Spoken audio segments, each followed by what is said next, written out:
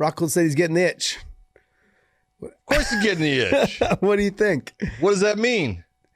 I think maybe he's going broke. Ooh. I think. Well, it's hard, man. I think it's people don't. I didn't realize, honestly, I didn't realize how much I had to watch my spending after I knew I was, after the Patricky fight, I kind of figured I wasn't going to fight again. So you have to watch it a lot. You can't, even though the gym was making me money and some other things that I invest in, they were making me money, but you got to watch your money. It goes fast, it goes really fast, and, and he likes to live a nice lifestyle. I'm not saying he's broke. I'm just simply saying that he's probably realized that money's starting to be a little bit of a factor. I mean, it's been 2 years now, right? Something like that. Maybe 18 months. Here's the question though. And you got to look and say, I'm going to step back. Joe Rogan did something that I thought at the time when he did it, I said, man, he's being a true friend when he talked to Brendan Schaub. Yeah. And Brendan got mad at him. And it was, hey, why are you fighting? Yeah. Not going to be the champ. I'm just being honest. You're not going to be the champ. And so what is it you're fighting for? Is it that you're fighting for money? Is it that, that's what you want? But, you're accepting damage and, you've been knocked out now a couple of times, and all this stuff that he went and he talked about. It's almost like maybe someone should talk to Rockhold about that, saying, why are you fighting? Because if it is the money, okay, you've got to fight because you know what? You need the money. I don't know that. No. But, and, you take a look, and Luke went up to light heavyweights, and he felt he was going to do very well against Jan, and that didn't work out for him. And he can go to, he could go back down to 185. He makes that weight. He's a huge 185er when he fights, but then the speed is there a little bit and everything. And you look at this point, Luke has been diminished to the point where he can't take that big shot and recover. And so he can win. I'm not saying he can't win the fight if he doesn't get touched with a good shot. But man, as soon as he gets touched, he's going to be, fighting that slippery slope, and the ice is going to be under his feet, and he's going to be having some problems in that fight. And you just look and you go, man, there's got to be a better way, man. I don't know what he's got for his modeling career and stuff, but the guy is incredibly good looking. He's been a model for, Ralph Lauren. Yeah, he still is. All that stuff. He's still doing work like that. The thing is how long will that last? The other thing is, true. when you do things like let's use Rhonda, let's use Gina. I can't use Gina because she's still doing really, really well. But you have other actors, you have other sports people that have left, because they were on top, and then they went to do movies, and then those movies dry up when you're not fighting anymore. So they kind of go hand in hand. I'm not just fighting, but I'm saying football players, baseball players. That's why they schedule everything around their career. They say, look, I'll do stuff on my off season, but they can't do anything during the season. So for fighters, they can schedule things if they can make it organized. The hardest part is that whenever you're doing stuff like Hollywood stuff, or if you're doing Hollywood stuff, you're doing photo shoots, whatever it is, they almost always want to get you right around fight camp time because you're also in shape. There's that. And then two is you don't know when these things are going to pop up. So you sometimes have to say no to a fight, but then do you want to do that because it's guaranteed money?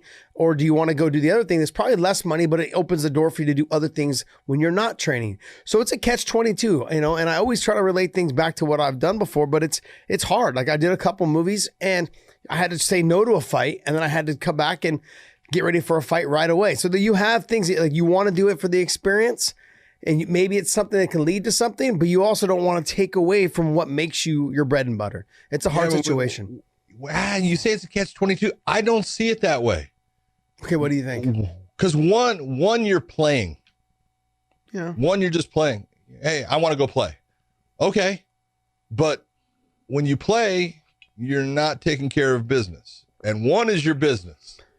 And I always look and I tell guys all the time, and they want to get into acting, hey, spend as much time acting and learning how to act as you did fighting. And maybe someday you can actually be an actor. Yeah.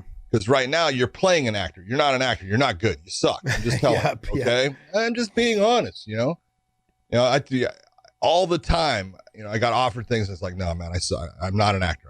Because I didn't put in any time to learn how to do that. And it's a craft. It's a skill like anything. And if you think you're just going to go do it, you're going to be good, ain't happening. It ain't happening. You gotta be smart about saying, hey, this is how I make my money. This is my true business, and this is how I play. That catch 22, I'm not sure it's a catch 22. It's called ego starts to get the best of you, and you want to go do that thing because, it's fun and it's kind of, different. Can't let that happen. Yeah, I looked at it more like it was something different to try and see what it could potentially lead to. So when things like that came along, it depended on how serious it was, though, too. And it also depended on what the money was.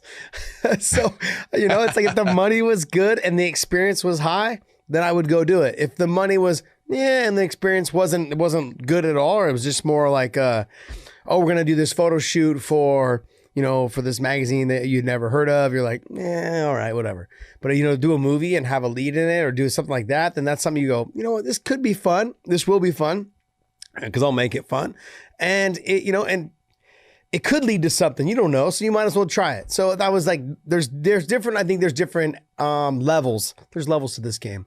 There's different levels to where the priority list is. And so like this was up here and this other one was not there. And I think with Rockhold, he just needs to, I think he'll have the modeling stuff and he can fit that in between fights. I think he can. I also look at guys who have like GSP.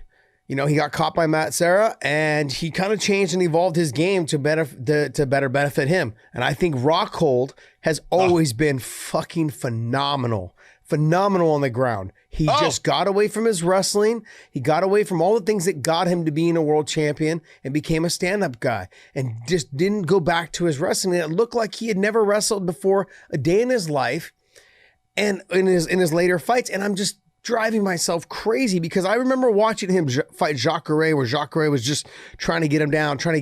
And Luke was on par with stuff in the takedowns. Just could not get Jacare. Got him down. He hopped back up. Jacare went to get him, like started to lift him and take him down. Luke put a foot down. Luke has all the intangibles when it comes to his jiu-jitsu, his wrestling, all those things, but he got away from him so much that the setups for it and everything like that are not tied in with his stand-up anymore. And so that scares me and concerns me. But if he wants to reshape his career and make it more of a GSP style of wrestler, 185, not a 205, at 185, I think he can end up being the world champion again. I have no doubt. I have no doubts about it. I agree with you completely because Luke Rockhold's ground game is outstanding. I mean, incredible. Yeah. So good that people don't know, but he doesn't use it. He did that same thing that everyone does. He came up being a grappler. Yeah. And then got into the striking area, is good at it, and then decided, I like knocking people out, and just basically walked away from the grappling, didn't do it. Take a look at what he did when he won the title against Weidman. On the ground, Chris Weidman, collegiate wrestler, all of these things. Talk to Sarah about how good he is on the ground and everything.